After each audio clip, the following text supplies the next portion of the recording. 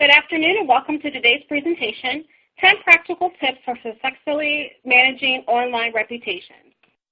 The information presented by the expert is not to be used as legal advice and does not indicate a working relationship with the expert.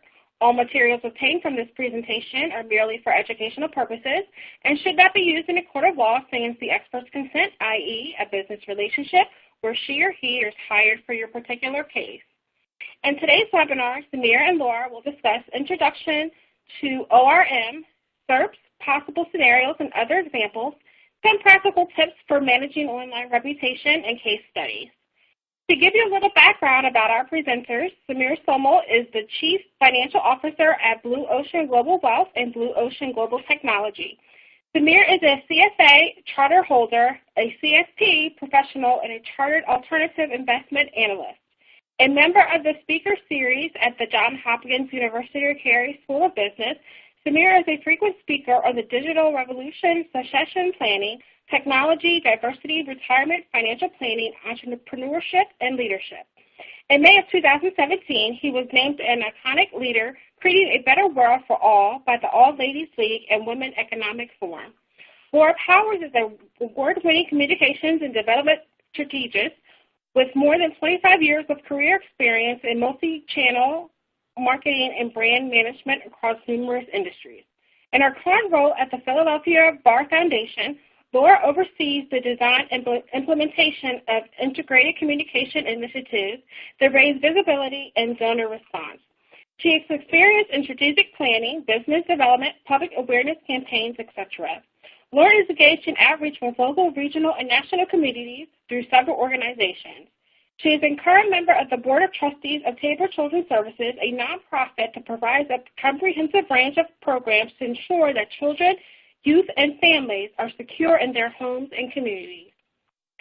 Attendees who require passcode, the word for today is reputation.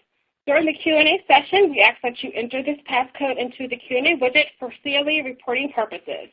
The Q&A is located to the left of your screen. Please remember that if you are applying for CLE credit, you must log onto your computer as yourself and stay for the full 90 minutes of this presentation. You are also required to complete the survey at the end of the program. Please note that CLE credit cannot be given to those watching together on a single computer. Tomorrow morning, we will send out an email with a link to the archive recording of the webinar. The slides can be downloaded from the resource list at the widget at the bottom of your screen. Thank you all for attending today, and Sameer and Laura, the presentation is now turned over to you. Thank you, Rochelle. It's a pleasure. Welcome, everyone. My name is Sameer Somal. And I'm Laura. So good to be here with you today. We are super excited for this webinar, 10 Practical Tips for Successfully Managing Online Reputations. And as you're probably aware, it's critical for everyone to maintain a good reputation. But when you're a lawyer, upholding a trustworthy online reputation is now a necessity, and creating a digital presence that appropriately represents an attorney's expertise and the goodwill they have with their clients is, of course, easier said than done. And so we've got some exciting content today that we are going to move through, and we look forward to sharing information that hopefully can help all of you make the most informed decisions for your personal reputation as well as your firm's. It takes 20 years to build a reputation and 5 minutes to ruin it. If you think about that, you'll do things differently. Warren Buffett. Online reputations are now becoming so paramount to how we do business, and whether we like it or not, our personal and professional lives are impacted by the internet. And a name that comes to mind recently in Philadelphia sports would be Brian Colangelo, and how that took place, and just in a matter of a day, you had pretty much everyone in the Philadelphia region and even nationally knowing about that. So reputations can be a benefit, of course, when you have a stellar one and you've built it. They also can be a liability and a risk, and we want to make sure we cover both elements of that. So what we're going to cover today overall is an introduction to online reputation management, search engine result pages in Google and how they affect your online reputation, possible scenarios that law firms and lawyers might encounter with online reputation management challenges, and some examples and case studies But how we framed this presentation, of course, is the 10 practical tips for managing online reputation. So as we go through each tip, we'll get deeper and deeper into the tactics that support ORM. So as Sameer mentioned a little bit about ORM to start, it's the process of building, monitoring, and repairing digital content that appears when anybody searches on the internet. Most people, we know anecdotally from our own searches and also from statistics, do not click past the first page, and Google serves them what it thinks they want to see. So if many people have clicked on a result that has negative content and a page that is defamatory in nature, Google thinks that that's a popular page and it pumps it up to the top, so that if I'm doing a particular search on somebody's name and that link with that content has been clicked multiple times, Google's more likely to serve that to me on the SERP page, the search engine result page. The emergence of social media and other platforms like Avvo and lawyers.com and FindLaw, where you can review and discuss and otherwise talk all about a lawyer, the case and the matter that the lawyer handled for you and the law firm in general, has allowed a lot of positive comments to be shared, but also, of course, negative comments, and the ability to circulate those comments among a large audience. We don't even know the depth of that audience oftentimes. And, you know, the fact that not only word of mouth contributes to your reputation, but with online reputation management, all of those sites are contributing to the big picture of what your individual or your company's ORM is. So we have to take proactive measurements, and that's why you're on this webinar today. We want to learn about what we can do to maintain this reputation before anything negative happens, and then if things do happen that we need to mitigate, we want to know exactly what to do in those circumstances. So why is it important? Because research suggests that consumers value interacting with businesses that have a positive reputation, of course. We always like to only do business with people that we trust, and 92% of North American consumers regularly read online reviews to learn about businesses. We know that they find this of value, and that that value is emphasized through strong growth and client satisfaction. Potential scenarios. So when you think about where your reputation can be harmed, here's listed out some areas that could be of concern and have been concern for lawyers. Of course, family members, are maybe upset on behalf of a client, opposing parties in a case. There's been a number of situations where there's unscrupulous practices with respect to going after competitors. People are upset an attorney, wouldn't represent them. Maybe the case didn't have merit and they're frustrated. They're looking for a quote-unquote axe to grind. People that didn't necessarily have a positive experience, a dissatisfied client who's simply disappointed in the result that the attorney gave a best effort. So, it's important to make sure that you recognize that these are potential sources of reputation risk online. And we've also worked in a number of cases where someone has actually left the wrong review for an attorney. So let's just say the attorney's name is Laura Powers. They find a different Laura Powers and leave that Laura a review, and it's not the real one they're looking for. So these scenarios, I'm sure some of you in our audience today, anytime we've delivered this program in person, a number of these scenarios hit home, or you can see how some of these scenarios could affect your business, or maybe you know of a friend or colleague who's dealt with some of them. So it's important that we continuously recognize that these have the potential to adversely impact our practices immediately. A couple other examples would be a partner is erroneously accused of harassment or discrimination or negligence from a disgruntled employee. while the charges were actually dismissed in court when prospective or current clients Google the firm, nothing to do with that lawyer even, the defamatory content, because that attorney was mentioned, the firm was mentioned, shows up. And, you know, there's one situation I can think of, a law firm that's a client, and, you know, the founding partner was literally in tears saying that it's been several years and this is like a permanent leech on my face, because it's something that anytime someone looks up the firm, they're seeing this information. So these are things that you want to address proactively, to say the least.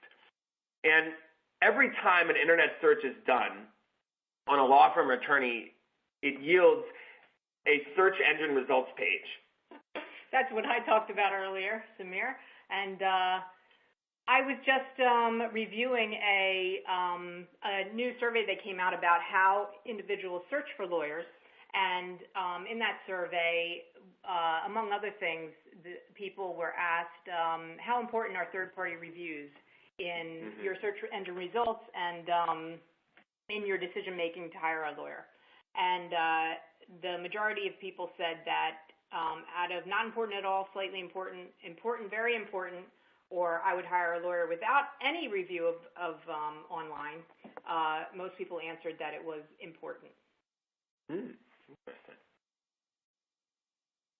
So what is the Google test?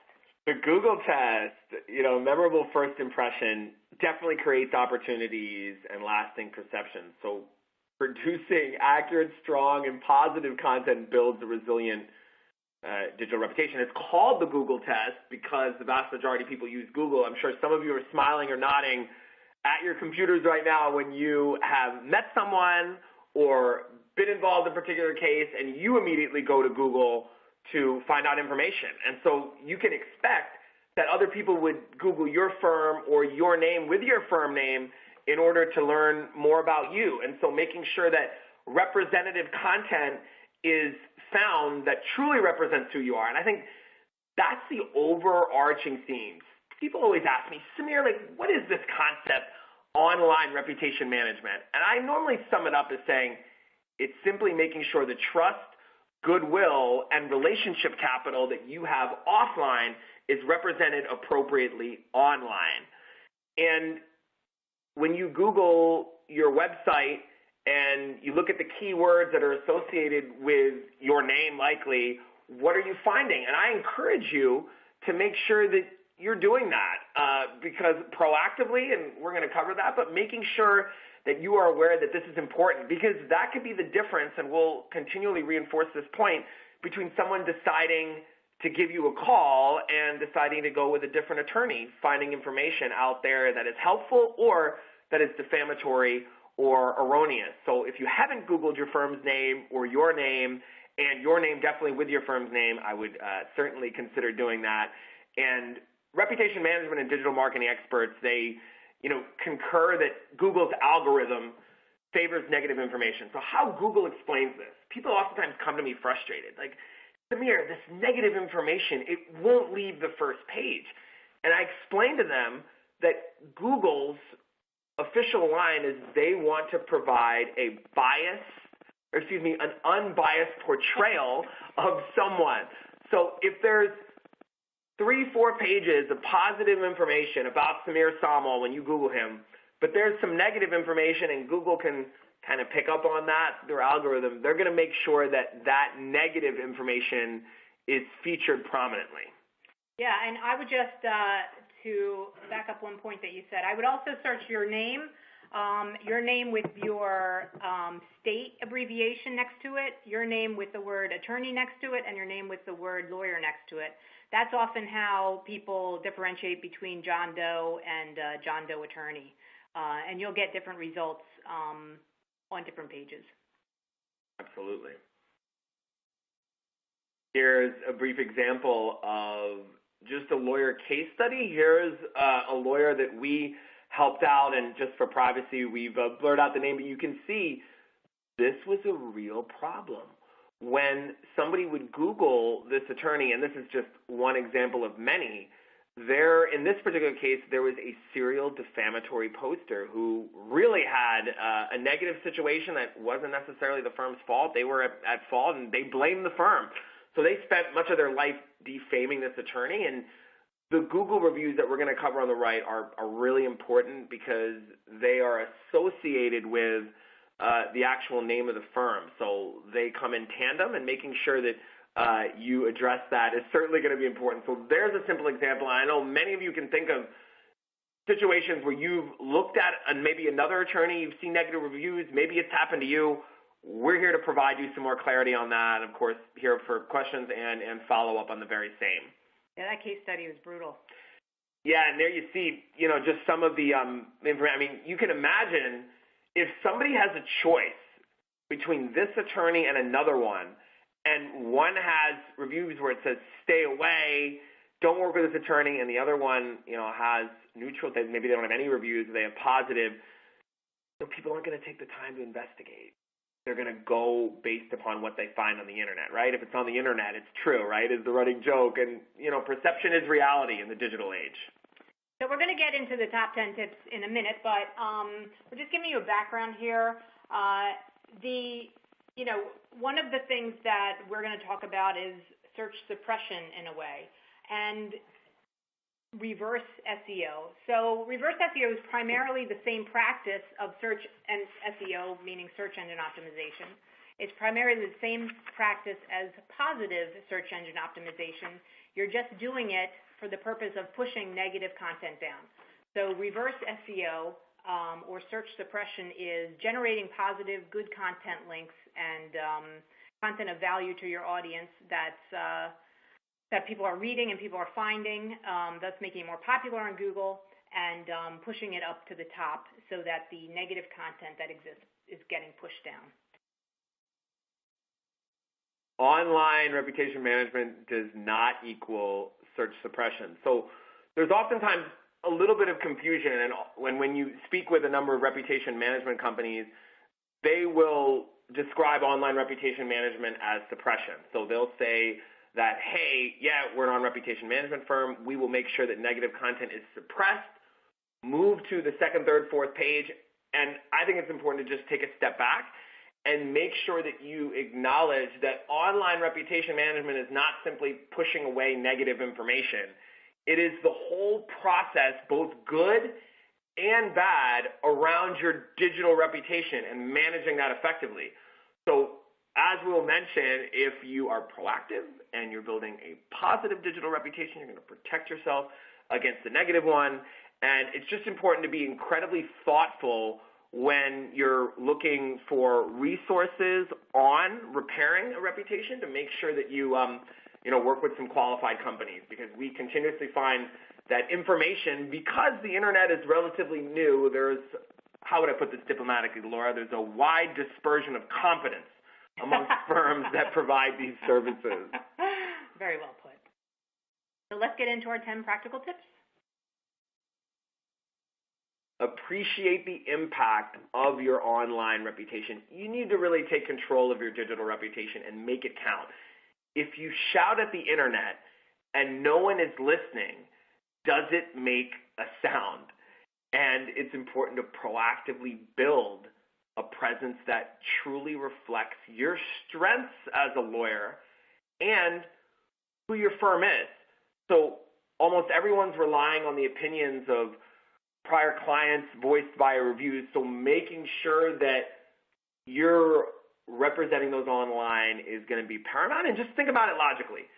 You may have thousands, hundreds of successful clients, happy clients, but if there are 3 one-star reviews on AVO or on Google, then someone may perceive your firm as one that doesn't do high-quality work, and that's not necessarily going to be reflective of who you are. So you need to make sure you appreciate the impact and just recognize that this is not something that is just going to happen by itself, per se.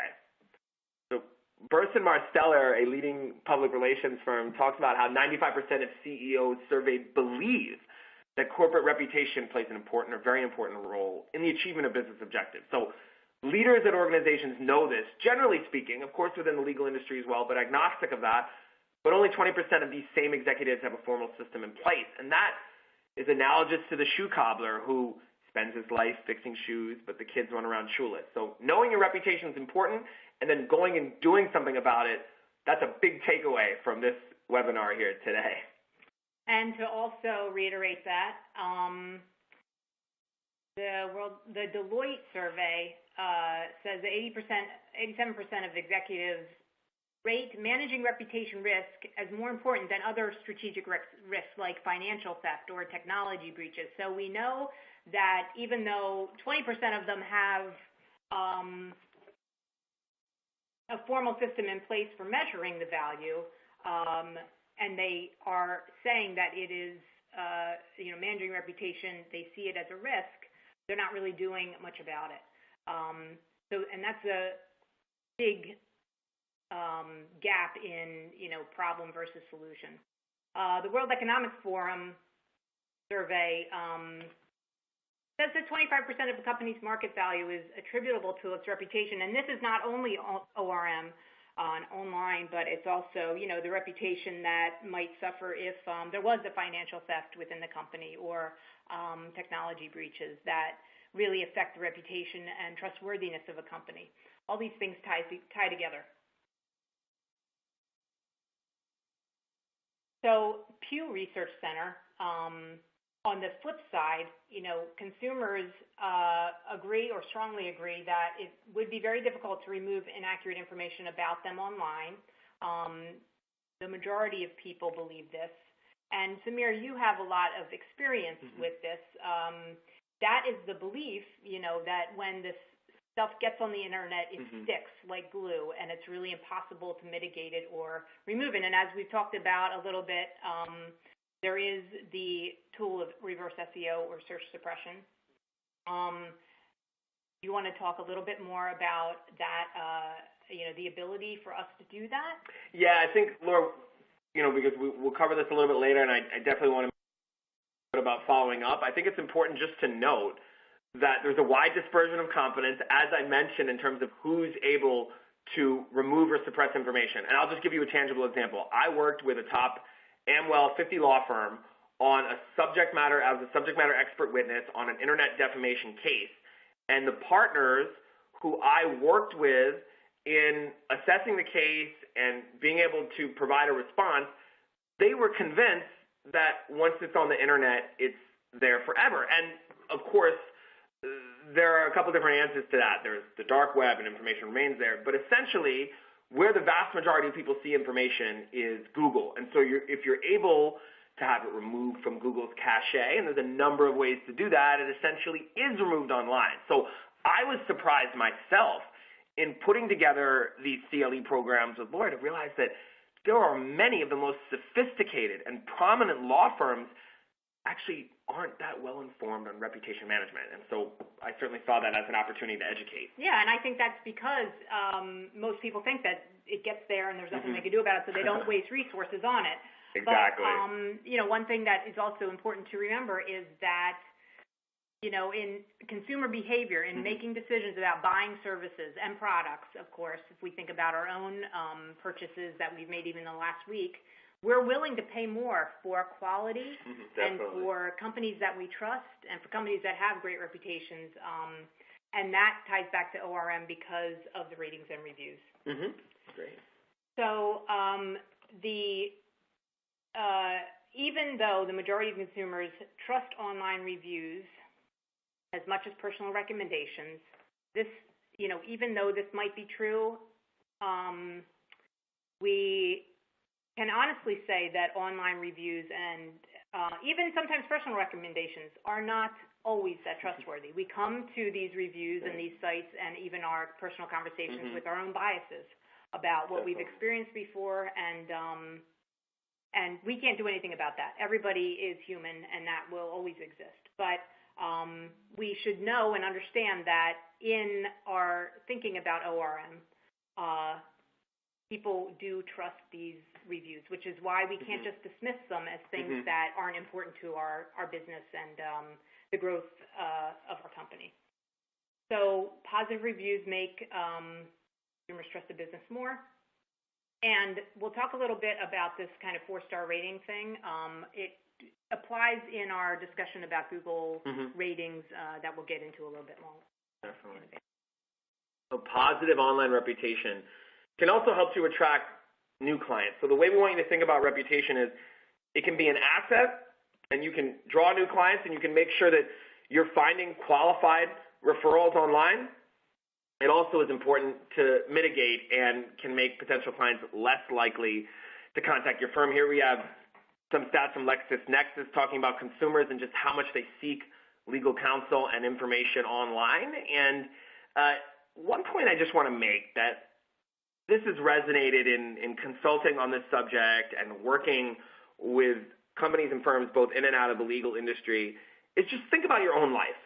Over the past decade, our lives have moved online, whether it's Facebook, Google Maps, Amazon, Yelp, Uber. I mean, we're increasingly dependent on the internet and our smartphones, and businesses and, of course, their customers have also moved online. So just think about how much time you in one day spend on your own smartphone and the internet, and then translate that and juxtapose that to what you're doing in terms of marketing and reputation online, resources and time at your firm.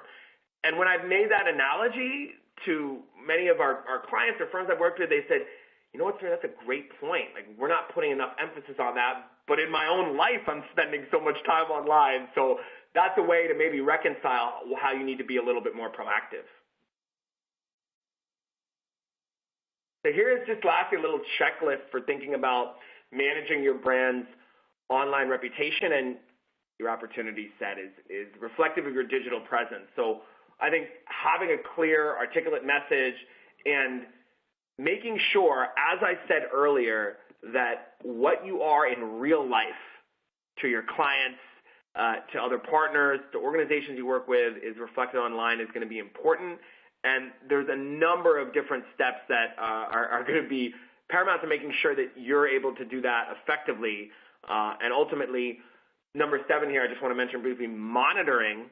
We're going to touch upon that a little bit later. So there's building, there's repairing, there's also monitoring.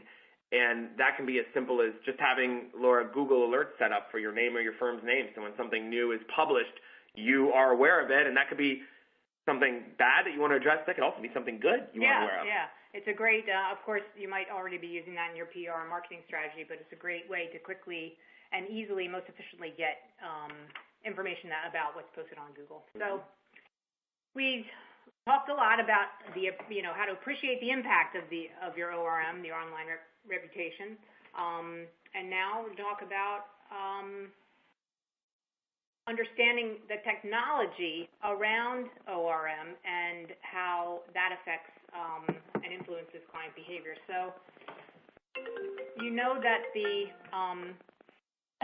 we set a phone call. We won't take that now. You know that the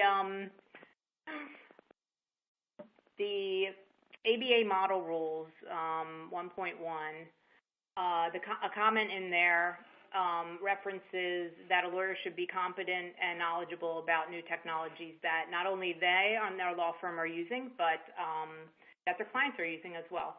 So you are obliged and obligated to understand this technology, aside from the fact that you should understand it because it's influencing the way that consumers are purchasing your services. But in addition to that, you can stay ahead of your competition because not everybody is up to date on doing ORM and the other technologies that are involved. And so the other part of understanding technology is understanding how to clearly communicate. Because we can't just understand these tools, Sameer, but we also have to know, what to post and what to say when we're addressing a comment, et cetera, which we'll talk about a little later. Absolutely. No, there's certainly a little bit of thought that needs to go into communication, and it's more important than ever. So studies reveal that more and more people prefer to use the internet to help them find a lawyer than to ask a friend or relative. And I think it's 96% of people seeking legal advice use a search engine. So they they may be referred someone. I mean, just think about that. If you're referred a doctor, dentist, you're referred an attorney, I mean, in today's day and age, we have unfiltered access to information in a matter of seconds. So we're going to take the time to put in an attorney's name and Google them to see what we find, even if we receive this glowing recommendation and referral. So it's important that you recognize that even from a referral standpoint, that could be the difference between someone calling you and not. Because I've heard, Laura, this discussion a number of times with very successful attorneys that have said, you know, Sameer, my online reputation doesn't matter because I get all my business from referrals. Right. And my question simply is when one of those great referrals hears about your name, are they going to pick up the phone immediately and call? Maybe. More likely they're going to take the name, they're going to do a little bit of research, and if the research reinforces what they initially heard about the attorney, then they're going to call. But if they start to find information that doesn't correspond with that, they're either going to do more homework, they're going to seek other options, but they're not going to immediately call. Well, I would also say that we know statistically that attorney bios on websites are the most visited, frequently visited pages on, when we do our analysis in Google Analytics of attorney firms.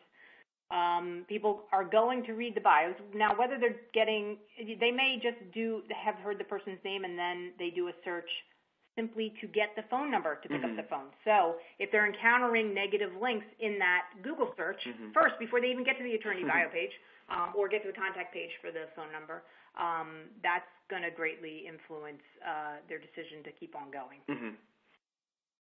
Definitely. Well said. So with regard to technology, you may be using some of these. You may not be aware of any of them. You may be aware of many of them but not using any, etc.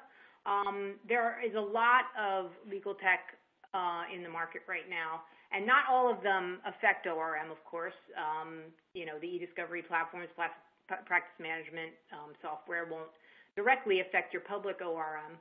But the other places where communications can be shared, conversations can be had, reviews can be left, ratings and star reviews can be given. These are the places that we're concerned with. Not only just technology, but also I would include in legal tech. If we were mapping out only the platforms for ratings and reviews, all the social media platforms, which we'll talk about in another tip, but in fact, I think it's the next tip. But we can move on, but we want to be aware of all of these, all of the possibilities of places where people can be interacting about our firm without our consent necessarily. So, tip 3, social media.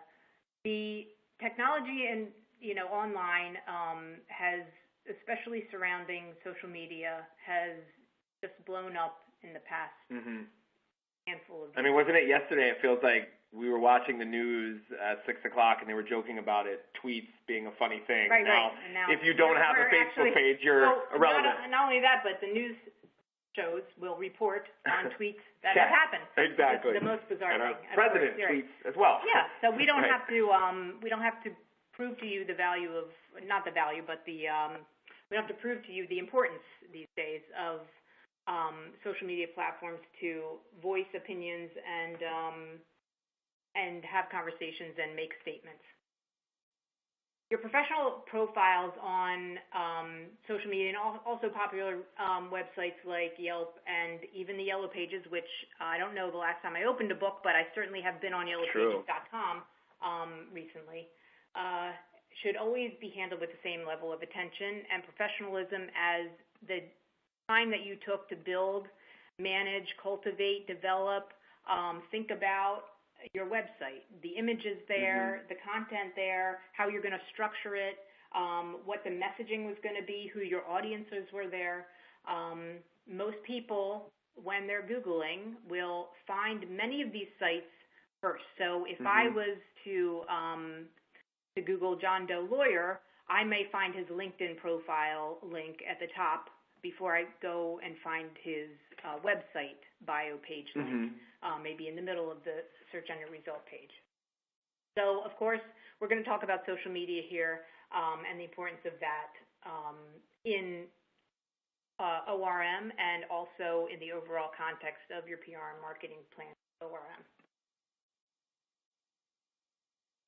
An active social media presence has become a critical tool for sharing information. So active, posting of pictures and links to perhaps articles across social media communities, including LinkedIn, Facebook, Twitter, certainly help direct traffic to your website. And social media plays a critical role in this. There's no question about that. And making sure that you have an active presence. And one of the things, Laura, that we've worked on and shared perspective on is sometimes people feel it's so overwhelming to have an active presence. But I think it's important here to just shed light on the fact that if you published a blog once a month and you worked with a PR firm or you worked with a consultant to help you write and craft that, and you published that same blog 1 week on Twitter, 1 week on Facebook with targeted ads, 1 week on LinkedIn, that essentially you could get a lot of mileage out of one post. Certainly. And so making sure that active is a relative term, I want to throw out the notion that in order to be active on social media, attorneys, you need to be publishing every week, every day. In fact, I think some people make the mistake and then they have to put toothpaste back in the tube, Laura, where they're posting because they feel pressure. They're posting, a picture of themselves at lunch and what they're eating, and then all of a sudden people aren't really interested or paying attention. So I think it's important to have less is more and make sure that it is quality, and it's better to not have any accounts on Twitter, Facebook, or LinkedIn if they're not active. So if somebody goes to your law firm's Facebook page, sees that the last time you posted anything was 3 years ago, that's just going to tell them that you don't care, maybe you don't have any information, and people are going to make a lot of assumptions on that. Whereas if you just made sure that something was there once a month, maybe it's even, Laura, a great article from ABA or an attorney, colleague, or friend that wrote something compelling, but you shared their article and said, great perspective. That would give you an active presence as opposed to having kind of a blank slate, which we definitely want to make sure you avoid that element of your digital presence. Okay. I have a couple things to say to all those things that you just said. Sure. But you're absolutely right. We should remember, and we'll talk a little bit about this later, that we should remember that some of these platforms will create profiles for your company without you doing it. So that the profile is there, and at least we can take ownership of it and put a phone number and an address there, even if we decide that's not where we're going to be active, it's not where we're going to post content. Right. Certainly the idea of sharing is so easy, sharing other people's great original content, and we want to have a good balance of original content, sharing, and pets in the office. Pets in the office get so much traffic and engagement. Everybody loves a dog in the office. So, nobody really wants to see the bolognese you had for lunch. But a dog in the office, everybody wants to see that. Or that, LinkedIn display picture that isn't you looking your best. Oh, I don't like the ones with the arm around somebody, but the other somebody's cut off, and you can tell it's like a picture of a group, and then you just chopped yourself out and posted that as your LinkedIn profile pic. Yeah, I think you got to win by not losing on the pictures you're posting, and people can go and find, information on your personal profiles by looking up your name. So it's just important to recognize that people are going to do their due diligence on you before they want to engage, and having an active social media presence will work in your favor. If somebody sees 3 recent articles you posted, they read them all, they're going to think favorably about you, whereas if they just saw one erroneous review, those could, definitely the difference between night and day there. Yeah. So we just have a couple more stat slides, and then we're going to take some Q's and A's. So we're going to take some Q's, and we're going to give some A's. So get those ready for us. This is, in no way our promotion of Facebook. We are platform agnostic, but there's no doubt that the percent of U.S. adults who use social media, the majority of them are on Facebook. That has remained steady for 2 years, even though we hear a lot of chatter and chit-chat about Facebook becoming more unpopular because, kids aren't there and their reputation is damaged, et cetera. There is no statistical decrease in the popularity of that platform for whatever reason. And you can see, if you note on this chart, the skyrocketing popularity of Instagram in the past 2 years. This is a platform that was purchased by Facebook, and now when you post on Instagram, you can also do it to Facebook simultaneously, so people are seeing the same post in both places. There are some law firms doing Instagram really well, so you shouldn't dismiss it as a platform that is not appropriate for law firms. DLA Piper, for instance, Sameer and I were just talking about that. And looking at their Instagram. Yeah, right. Talking about them on Instagram, and they're doing a great job. LinkedIn, you can see LinkedIn, and when we look at these charts over time, LinkedIn's always performed kind of dismally with regard to the other platforms. But a lot of times, the first thing we'll do when we meet a professional is not a business card anymore.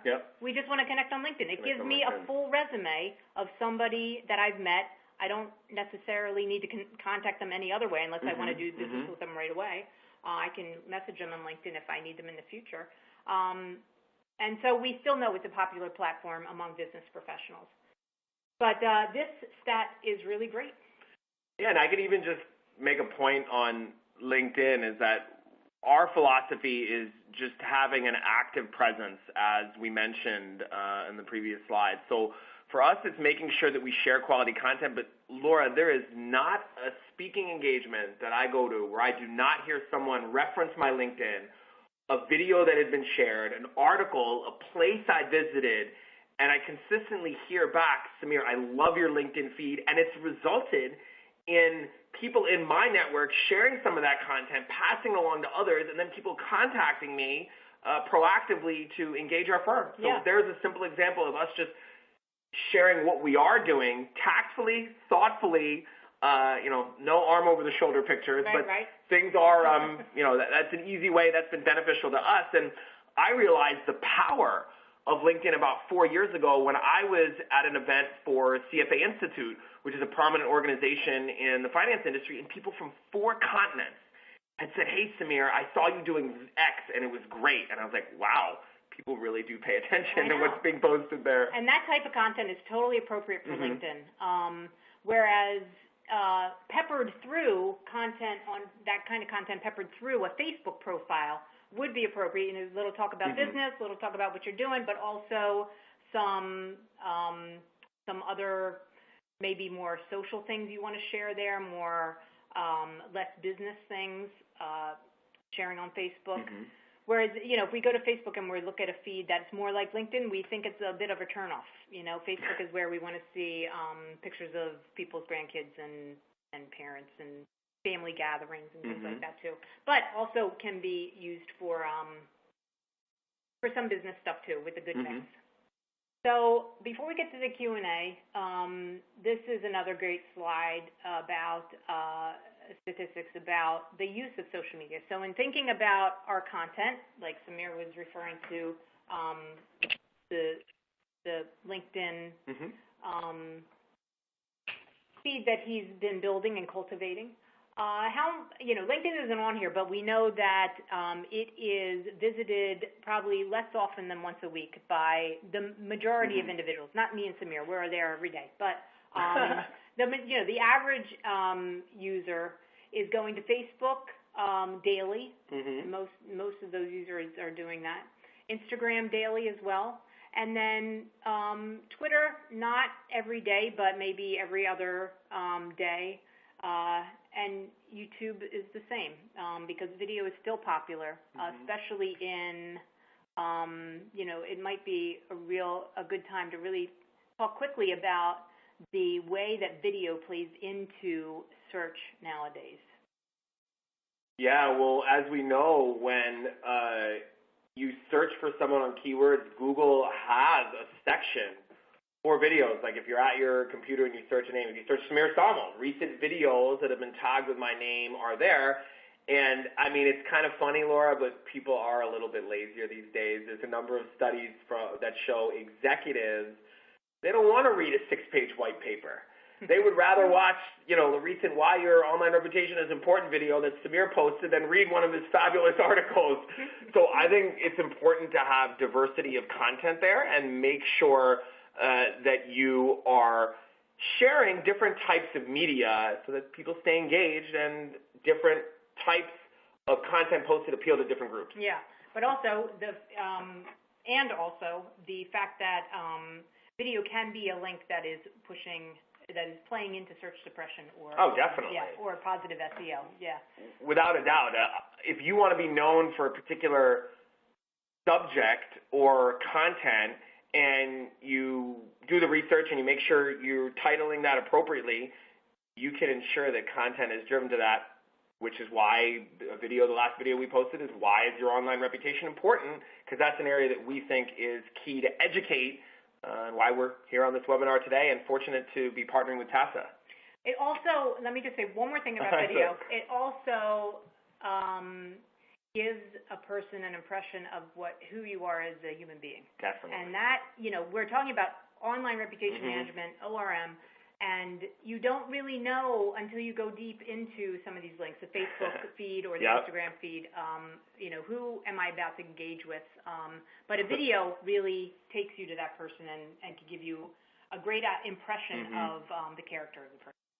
Just to expound, and the last comment on that is you're absolutely right, Laura. We've had a big emphasis on video, and I've been hearing so many people say, Sameer, someone I've never spoken with, we've shared links on video, they've Googled Sameer Somal, and when we have a call, they're like, yeah, Sameer, you're the same guy that I saw on video. It felt like I already knew you a little bit. So that could be an easy way for you to build your reputation by sharing some educational content via article or video, as Laura astutely mentioned.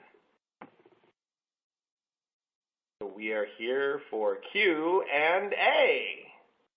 Thanks, Laura and Sameer. If all the attendees can enter in the passcode for today in the Q&A widget located to the left of your screen, which is reputation, and any questions that you have for Sameer and Laura. Our first question is, if the name is the same but is not you, how do you get it straightened out? So that, let me just translate, if I understand right. My son, say, has something defamatory that I want to get removed because I care about that individual. Or my strategic partner has they're not willing to invest the resources to get it removed, but I enjoy working with them, and that reputation online affects my business's reputation. Is there anything I do to help that?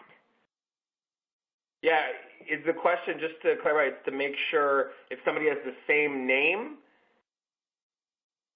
as someone else? Is that right? Yes, correct. Okay, so I got it wrong. But we could also answer the way that I interpreted. All right, let's do the same name first. Yeah, so same name is a real challenge, especially if you have a common name. Now, if you have a name like Sameer that people have mispronounced my entire life, there maybe is a benefit if there's positive content out there on my name. So first off, it's important to note that each reputation case is unique. So if it's a name that is commonly searched, that is going to be much different than a name that is somewhat unique. It's also going to be, where is the content? Is it somebody leaving reviews? Is it somebody that has the same Facebook profile? What exactly is the nature and specific issue of the duplicative name? Then you're going to have to, and I think we cover this a little bit later, but we'll cover it now in this question, is every time you have a reputation repair situation, you really need to do a thorough analysis up front. I mean, if you're going to go to a doctor and you have something wrong with you and the doctor gives you medicine without looking at it, that's why there can't be, I always say this, there can't be any packages for reputation management, because you have to thoroughly look at the domain authority of specific links, what channels, and what actually does the client want to cover. For example, I will share a practical example of this. We have a client And they weren't paying attention to their online reputation. And their CEO, the head of their company, has the same name as somebody else in the industry who was fraudulent and was actually convicted of some crimes.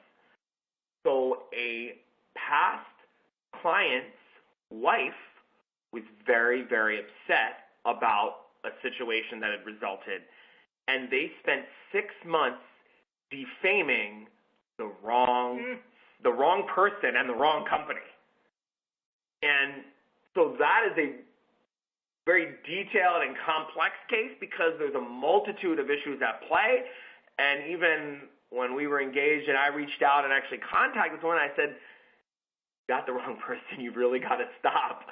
And once I made that clear, she was just like, "Oh, I'm really sorry, and don't call me again." So that is one element. The other point, Rochelle, that I want to just mention is that and this leads right into some of the information we're going to share, but making sure that you are building digital assets and content that is on highly searched or high domain authority websites related to your name so that the good information, the information that represents you is showing up is definitely going to be part of the solution regardless. Hope that was helpful. Yeah, but I'm going to also challenge you to answer the question that I misread. Or how about I will answer it and you tell me, is this right? So if it's not the same name, but you're worried about content populating the internet for somebody else, and because it's infecting your offline reputation, say, somebody else's online reputation. Can you, with positive content that you write and post somewhere about that individual or that company, you could get those links pushed down as well? Is that really difficult? There are no guarantees. It's obviously going to depend upon, if there's a link from a local Bucks County newspaper versus the New York Times, those are going to be different situations. Having said that, that is definitely an area that you are able to make progress. I think the key to remember, Laura, is it's not just simply authoring the content with the right keywords. Is, for instance, the website it's being posted on, is it optimized? How is that link being shared on social media so that more traffic is driven and Google looks at it and says, "Ooh, this is a more popular, a more authoritative link than another one." So a lot of factors at play, but definitely some progress can be made there. And to your point, every situation is very different.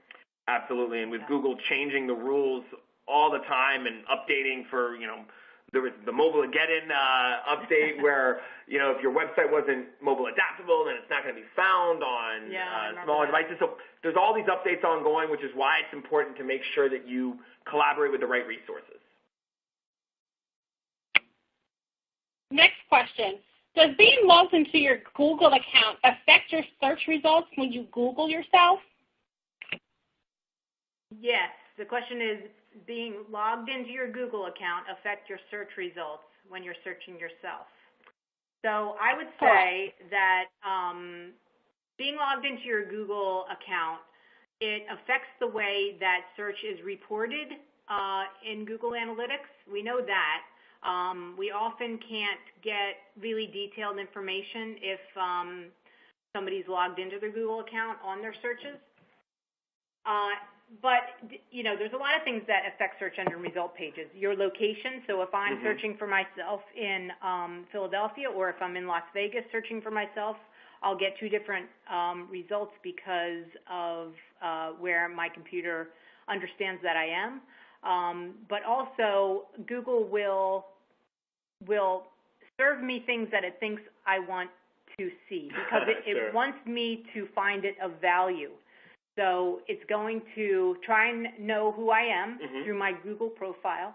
And then when I'm doing a search, any search on toasters or computers or lawyers, it's going to serve me the things that it wants me to see. And if I log out of my Google account, theoretically, it won't know who I'm searching. But it will still maintain my location information probably, so it'll serve me stuff that I might want to see, but it won't be as accurate. You agree with all that? Yeah, there is some influence there. I think the important thing to note is that if you, if you want to make sure you're looking at the results that somebody else would see, there's a couple things to remember here. One is, of course, be signed out of your Google account. Also, your past clicks and searches bias a recent one.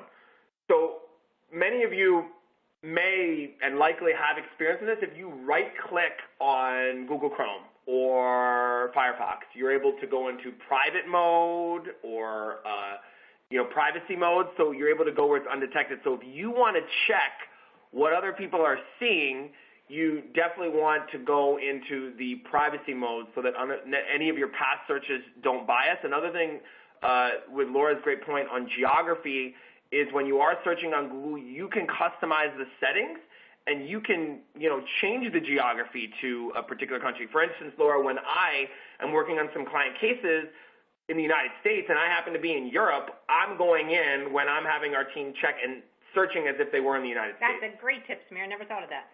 I don't travel as much as you do, but so we don't necessarily need that, but that's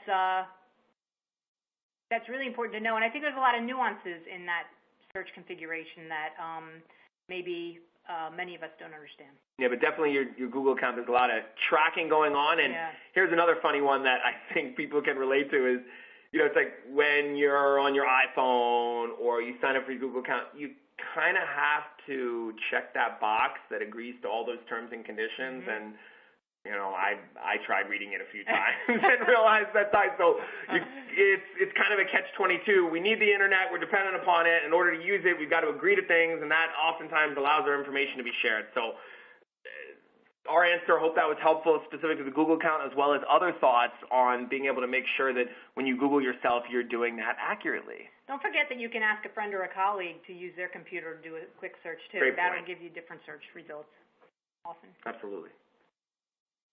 Next question.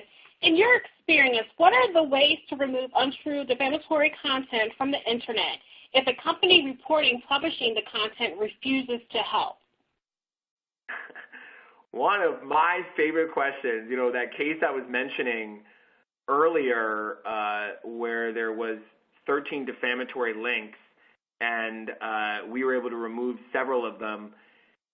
Each case is going to be unique. So if the website is saying no, the first simple one is negotiated sympathetic removal. So we've had success where the person actually featured in the article has reached out and they say, no, Laura Powers, this article about you is going to stay there and thanks for contacting, but we're not interested. But when Laura Powers engaged digital reputation expert Sameer Somal and I sent them a letter and followed up with it, they thought a little bit differently about it. So yes, there's that negotiated removal. There's also to check and see if the information violates Google's terms and conditions. There are certainly cases that we've worked on where we've submitted content and that has been found to be in violation. And depending upon the situation, case, and information, there are also the legal nuances of libel and slander and being able to partner with attorneys. And, of course, we oftentimes quarterback those situations because I know and work with a number of the best attorneys. So sometimes websites will respond favorably when they realize that it's probably going to cost them a lot more money and effort to keep the link up there than not.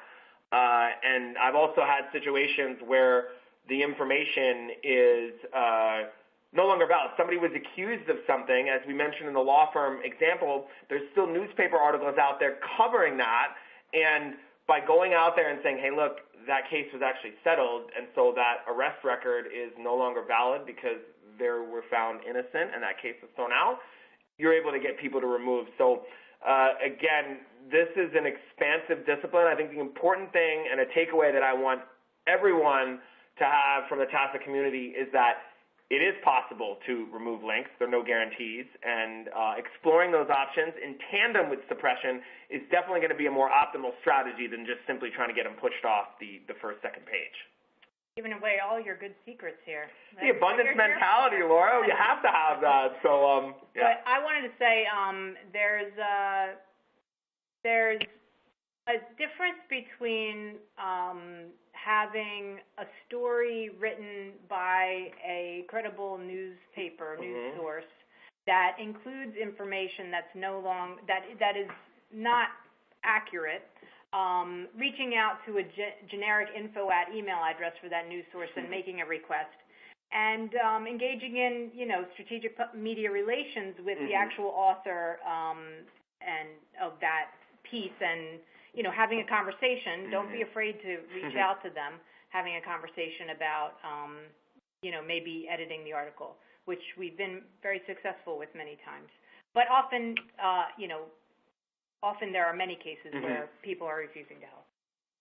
Great. We're going to continue with the presentation, and we're focused on, digital assets. So as I mentioned, building a positive reputation, you want to build digital assets. So I think awards and rankings can be important. I know industry-specific awards, here's some listed for lawyers, can have value. But I think ultimately an article that connects emotionally with a prospective client about a situation that you've resolved could potentially have way more impact than simply just being listed on one of these. So I think that's important to note. That's true. However, we can't avoid the fact that consumers find these things of value. And Definitely. I mean, it's, I would much rather have a consumer read a quality article that I've written on something really relevant to their interest and something that they are having a problem with that I've trying to solve and I've written about, rather than seeing that I'm a super lawyer or rated 10 on Avvo. But these are things that people look at to qualify one over another, and unfortunately, that's what they deal with. However, so the things aside from these ratings and reviews that are included in your digital asset portfolio are not only those rating and reviews, but websites, any interviews that you've done, both in print and on video, when you're blogging or when you've been a guest blogger on somebody else's blog, if you're doing podcasts, and if you're on social media, and, of course, all the other ratings and review sites. Absolutely. Building your reputation, predicting rain doesn't count, building the arc does. So building your online reputation through digital assets, strong profiles, SEO is going to be important. And, of course, the best offense is going to be a strong defense. And so that's making sure you have high-quality domain authority assets, as Laura mentioned. So all those different things, content, social media, blogs, interviews, videos, that all make up your digital presence. And it's important to have diversity, and that's ultimately going to be able to differentiate you and your practice. And here's a quick example. Here's an example of a firm in New York City, and you can see the first newspaper article, ex-Goldberg reprint, attorney accused of firm of sex bias. So what this firm actually did is they took down their website. So they had a website, and then the website was taken down, and that probably is the last thing they should have been doing, because now it just looks like it's a firm with a negative reputation and questionable.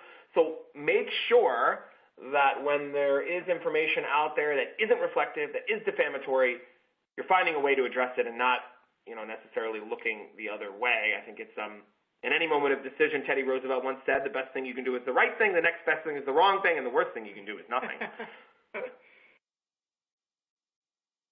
This is an example, the optimization, challenges, wars, battles are real. And just on specific search, there's a law firm and case example whereby one firm accused another of buying the Google ads and taking the traffic away. So they're actually buying the ads using the keywords of the other firm. And so these issues, challenges, situations are going to become increasingly prominent moving forward. Good. So we covered digital assets. We know that you all have strategic marketing plans that you're following every day religiously. So when you do think about your marketing plan, whether that is formalized and documented and you've got a team reviewing that every day, or whether you haven't written it at all, or whether you're just pondering it and tossing it around, in thinking about ORM, you can do a couple things within your marketing that will give you some insight. You go into the referrals section of Google Analytics, you'll see what sites are driving traffic back to your own website. So if I'm doing a search and I'm finding you on lawyers.com and then I'm clicking on your web link there and driving traffic back to your website so that I learn more information about you, that's a referral site that's generating traffic. You can also do this with a more formalized program of call tracking and logging calls that come in and asking where the person found you. But once you determine these things, then you can also go further in establishing a process for reviewing and managing and responding to those posts. 68% of consumers have left a local business review when asked. 74% have been asked for their feedback. We know that in the survey loop, people often don't actually ask for reviews and ratings, but it's something that, as we'll show you as we go on, will become is more and more important. Almost 80% of people know that they've read a fake online review, but there's a lot of negative stuff, and often if the negative peppered in with the positive, we do take credibility. We accept credibility around at least some of those negative ones. And in general, Yelp and Facebook are trusted most for reviews. This slide is kind of interesting. The effective reviews on your law firm practice. 84% of consumers trust reviews. 70% of clients are willing to go to an attorney's office in a less convenient location if they have better reviews than a closer office. I mean, there's other things I think that go into that decision, but probably cost and trust. But people are willing to spend more and to travel farther. 75% of consumers seeking an attorney over the last year used online resources at some point in the process, whether it was the first time they heard about it, whether after the first phone call, to get the office address before they were going, to review a lawyer. And 65% of people find that these ratings and reviews are helpful. Top review sites for lawyers. So Google reviews, as I mentioned, are really important because they're oftentimes attached to the firm name, so you can't get away from them. Somebody wants to get to your website, they Google the firm name, the Google reviews appear right there, and if they're reflective and they're good, that has a positive energy about it. But if they're not, then people think negatively about it. And other review sites that are important, Facebook reviews, of course, Yelp, Avo, and making sure that, as Laura said earlier, the profiles, they can be set up on their own. We've encountered situations where because people had a Google Plus account or someone at the firm registered the firm with Google, the Google reviews page automatically appeared. So, Laura, they weren't even asking their clients to leave positive reviews until they found out that there were a couple negative ones there. Make sure you create a process. So it's just paramount that a client has a positive experience. How do you make sure that they take that positive experience and articulate it, and so that they're leaving a positive review? And just this point on the psychology of reviews, like if this is an older slide taken, I think, a few months ago, but if you Google Bluish and global technology, you see that there's a number of positive reviews, 300 plus.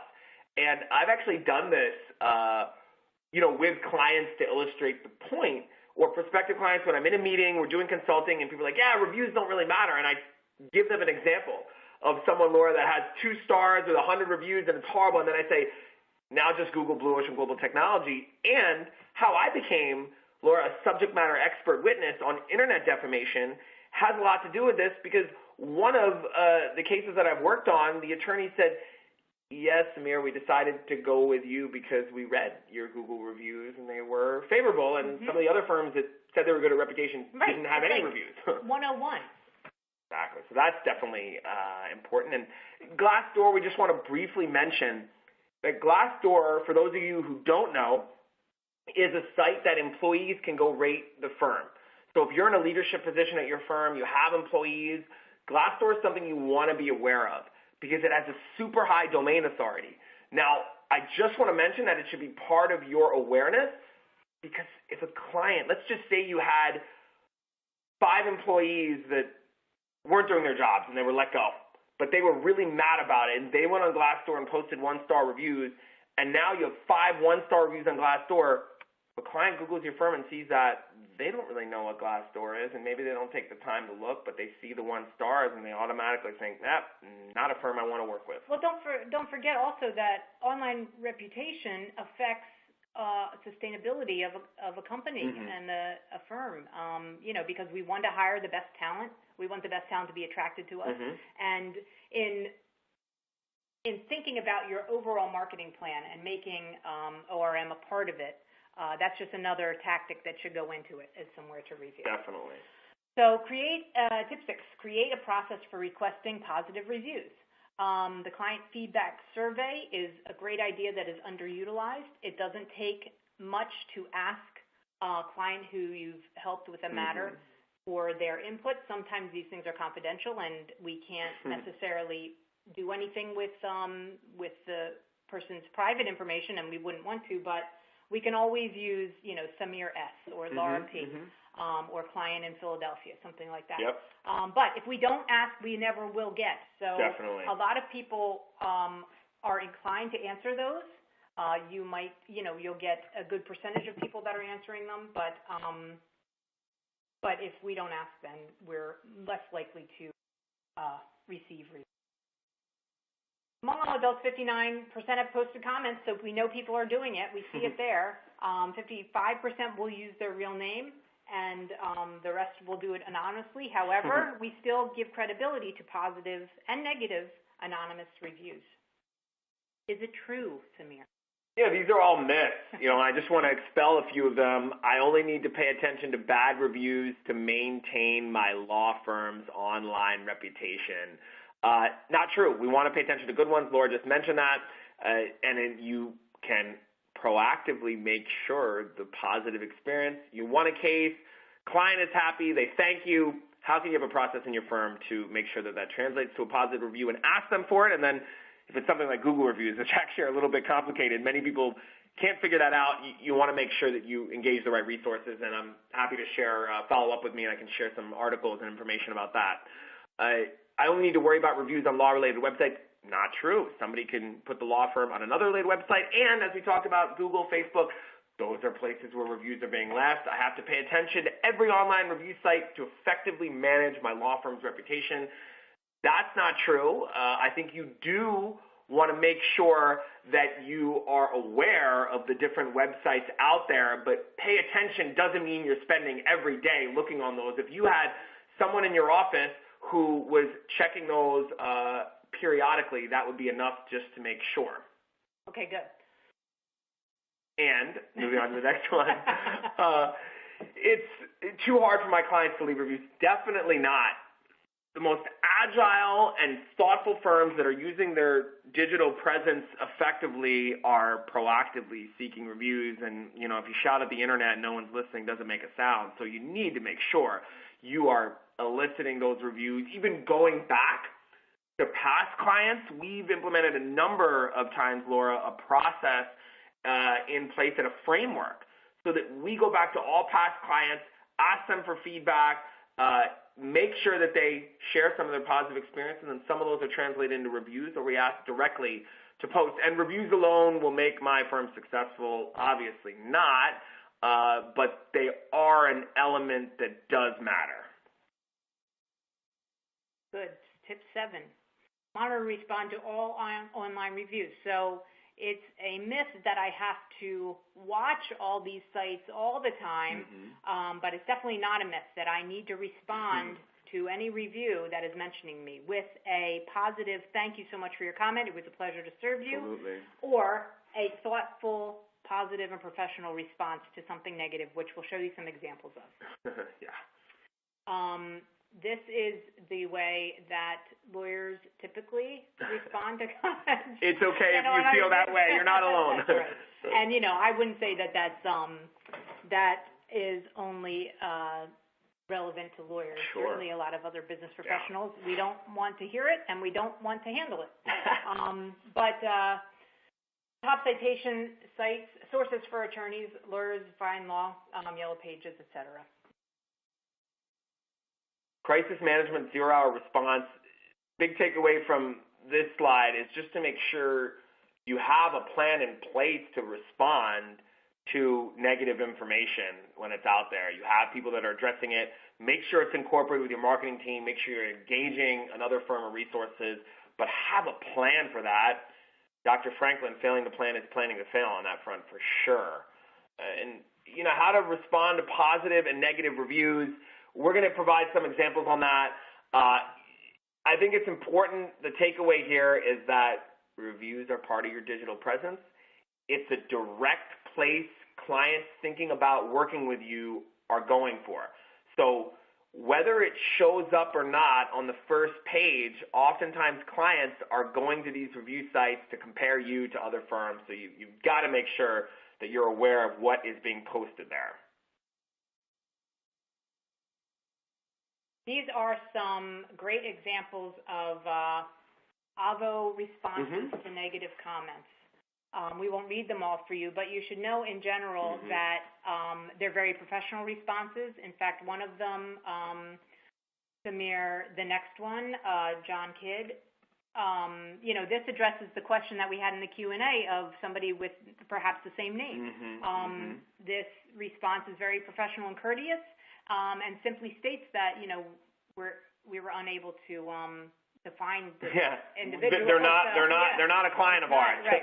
So even if someone saw something negative, the attorney clearly explains, hey, we weren't representing here. This is erroneous. So that is certainly an area of interest. Here's another tactful response from an attorney. You can see, certainly take a look at some of those and make sure you're being thoughtful about how you respond. There are also cases, Laura, where people have revealed client information, and there are several that have been disbarred from their bar association because they responded in haste and emotionally because disclosed information. So a whole other area of conversation. Make sure you, what would it be? Speaking of attorney Abraham Lincoln, walk slowly, never walk backwards in terms of responding to reviews, but make sure you're walking. And I would think that by now we're savvy about AVO, and we know, I hope everybody on the webinar knows that AVO creates attorney profiles pulled from bar information. So your profile is there, whether you're taking ownership of it or not.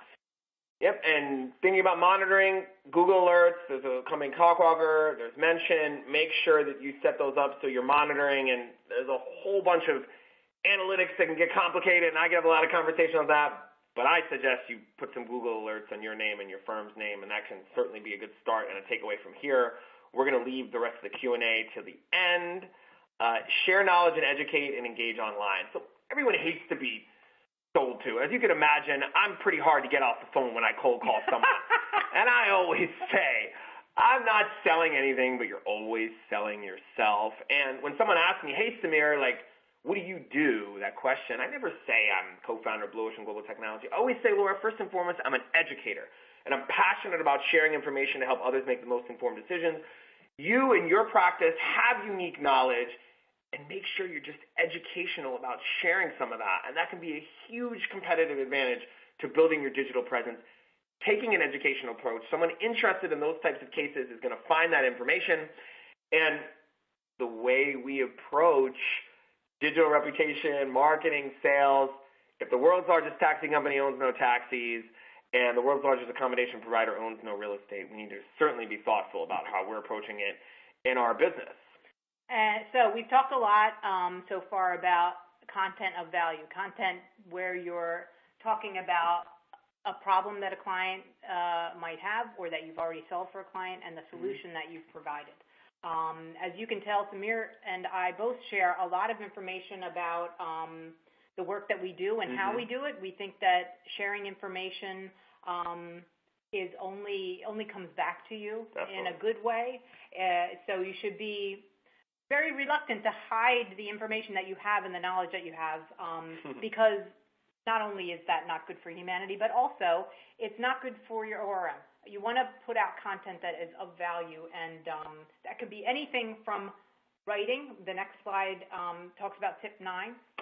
Blogging can be anything from blogging. Blogging can also be considered video blogging. Yeah. Podcasting can be considered blogging now under the big umbrella of blogging. So, but traditionally blog is written content. Lawyers love to write. They often write too much. Sometimes you can make a case for a long article that goes really into depth. We have a lot of content at a law firm at our disposal for sources and ideas of information that we can write about. We do not have to breach any rules.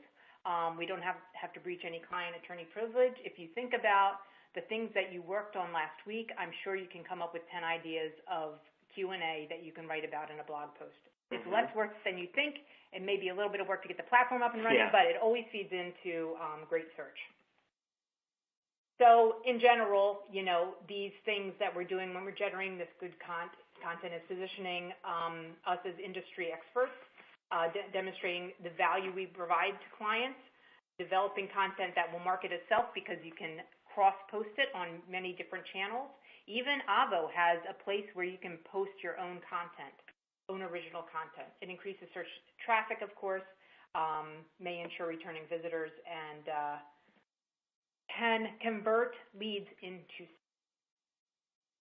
Tip 10, use your online reputation to enhance your offline marketing. So this is essentially, if you have positive reviews and you really put it, and I can't emphasize enough how important this could be, there's nothing easier than your marketing department adding positive client reviews to all the materials that they're creating. Like, that is a huge advantage. So there are many different options to make sure that your online reputation is being used to enhance your in-person relationship capital. There's a number of case studies that we put together. This one in particular has to do with Carey, who hired sous chef. This case study is a little bit lengthy, and I know we're getting to the end of time. I'm going to share a different one because I think, of course, the audience has access to the slides, and they can certainly read. There's a case study that I love. It's called Gulliver versus Snay. So I want everyone to listen to this case study. It's a brief one. Former Miami Preparatory School headmaster Patrick Snay, he didn't have his contract renewed because of age discrimination. So he sued Gulliver. He won the case, and he was awarded, I think it was around $80,000. Now, there was a confidentiality agreement. Unfortunately, Patrick Snay, Patrick, S-N-A-Y, you can Google his name, shared the information with his daughter, Dana. Daughter Dana promptly went to Facebook and posted, "Mama and Papa Snay won the case against Gulliver. Gulliver is now officially paying for my vacation to Europe this summer. Suck it." Wow. And I can hear some of you laughing right now behind your screens. And so if you just Google Patrick Snay on page 20, you're finding information. So there are a plethora of case studies involved. This particular one here with Faruqi & Faruqi is a firm in New York. There's an article that's unfavorable on the front page that they definitely should be proactively looking to remove. There it says clouded reputation takes another hit. It's in Forbes. It's high domain authority. They should definitely be thinking about addressing that. Even when you Google one of the lead partners, you're finding that information. So brutal sometimes. But it is how we are living today with ORM. So I told you what we're going to cover today: online reputation management, search engine pages, possible scenarios, some examples and case studies, and overall 10 practical tips for managing online reputation. We hope that you were paying attention to these slides, but also in another window, you might have been Googling yourself to see what was coming up as you listened to us talk. we wanted to leave some time for Q&A, which is why we wanted to get to the end here. So thank you, everyone, for attending. We hope this was valuable. Feel free to reach out to us. Here is the Philadelphia Bar Foundation. And Blue Ocean Global Tech. And there's our contact information. We are passionate about serving as resources for the legal community here in the United States. And Lauren and I have been blessed with opportunities to share perspective, including this one today with TASA. So thank you, Rochelle, Naja, and all of our friends at TASA. And we will close with a little final Q&A, and we'll leave our contact information up there if you want to reach out to us directly. Thank you, guys. If all the attendees can enter in the passcode for today, which is reputation, and any questions you have. We do have a couple questions, and we can get to those. If we don't get them to them during the webinar, we will send those directly over to Laura and Sameer to answer them for you. First question, is Yelp a site that potential clients would use to find attorneys? I would say it's not so much a site that is known for attorneys, but any business can be added to Yelp. So if you have someone who maybe has that quote-unquote axe to grind, they could be on there. Also, Yelp has a super high domain authority because the number of users and posting. So we've encountered situations both in and out of the legal industry where an account has been created because someone wanted to put bad information, and that indeed has started showing up on the first page. So that is an under-the-radar one that when it shows up, it's one that can be harmful. I can tell you, Sameer, while you're talking, I opened my Yelp app and entered in lawyers, and there are quite a few lawyers on Yelp. So also, again, another scenario where you might not enter it yourself, your own profile, but could be created. And if one of the things we do when we work with law firms, Laura, is we put a process in place with clients. And when you have a loving client who is raving about you, we've handheld clients and walked them to multiple different review sites and had them review the same review across several platforms, which has really turned out to be a benefit. So just a thought there. Next question, how do you remove negative content, not just pushing it off the first page on Google? I think you answered a lot of this in the last Q&A. I'll just recap, and you can tell me if I got them all the things. There are a couple ways you can do it. You can go and see if the actual content and that was posted violates some of the rules that Google has posted for its use and permissions. You can have a conversation with the person that has posted the content if you're able to find that source. You can try and find the source of the posting. So if somebody's posted, so often I have experienced this myself in seeing a lawyer's negative review on Avvo, have gone directly to Avvo and advocated for that removal of that review because it was so horrible. So finally, you can also look at some of the legal aspects of trying to fight the actual content from a legal aspect with regard to libel. Yes, cease and desist orders, court-ordered injunctions, it's all going to depend upon the content and actually what was posted, where it was posted. We've explored a number of those ways. Others that are somewhat proprietary. Another one I can share is, usually a website that has the content in question, there is a CEO or senior people there. And yours truly has a lot of experience, Laura, reaching out directly to the boss's boss's boss's boss of somebody who posted the content. And there are ways to make sure that gets done. So we've had a lot of success in doing that for clients of lawyers when there's been information as well as attorneys. So I hope that was helpful, Rochelle. Those are certainly some of the ways that content can be removed, although there are varying degrees of success depending upon the actual situation. And, of course, there's no guarantees. But I would say the most thorough reputation repair firms and processes are definitely exploring multiple removal options in addition to suppression. The point I didn't make earlier, Rochelle, was that a lot of times these reputation firms, they don't have any experience on removal, so they don't do them. but they want to keep you paying for suppression every month forever. Oh, and that is not a good practice. If you are in one of those contracts, you need to get out of it. Call me. Get somebody who knows what they're doing. I know, right? Yeah. Hope that was helpful, Rochelle. Next question. What techniques are used to accomplish suppression campaigns or reverse SEO? That's foundational to search engine optimization. So again, it's going to depend upon the content that's putting out there. It's going to have a lot to do with the optimization.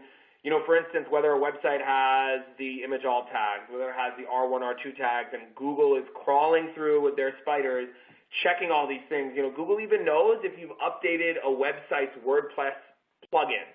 So there are many, many different factors, and that is a in-depth question that is constantly evolving. So the factors at play for suppression are definitely going to be unique to each case, and, you know, as mentioned, there's a wide dispersion of competence there. So make sure you're working with the right folks.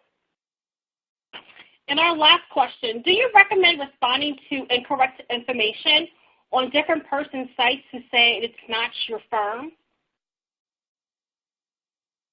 You know, I feel like that is maybe not, you can, and I think responding one at a time is important. I also think that, like, if people are getting confused with somebody else's profile and name and they're searching you may have some opportunities for improvement on building your own reputation so that the right information is coming up. So that would be my answer to that, Rochelle. Thank you. Thank you. Please remember that if you're applying for CLE credit, you must have attended for the full 90 minutes of this presentation. You're also required to complete the survey at the end of the program. I want to take this opportunity to thank everyone for attending, and most especially Sameer Somal and Laura Powers for their time and effort in creating this presentation. If you would like to speak with Sameer and Laura, or if you would like to speak with a TASA representative regarding an expert witness for a case that you are working on, please contact TASA at 1-800-523-2319. One of my colleagues will be following up with you regarding your feedback on today's presentation. This concludes our program for today.